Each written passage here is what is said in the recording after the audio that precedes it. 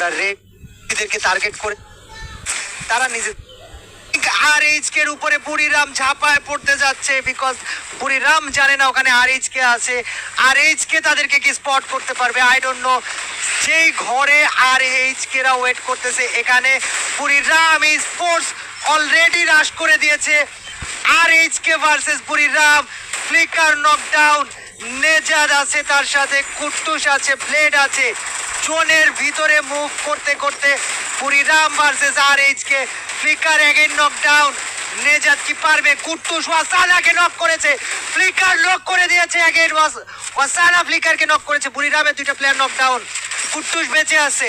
কুট্টুস fighting right now, Kuttus again জোনে knockdown হয়ে গেছে।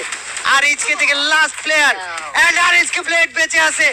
বুড়িরাম ইউনাইটেড গট ওয়াইপড আউট। ব্লেডকে জোনে মুভ করতে হবে, ব্লেড কি পারবে জোনে মুভ করতে? দেখা যাক। খুবই খারাপ সিচুয়েশনে, বাট লং রেঞ্জ ভাই, লং রেঞ্জ থেকে ব্লেডকে নক করে ফেলছে, ওয়াইপ করে ফেলছে। বাট বুড়িরামের সাথে ফাইটটা তারা জিতে গিয়েছিল।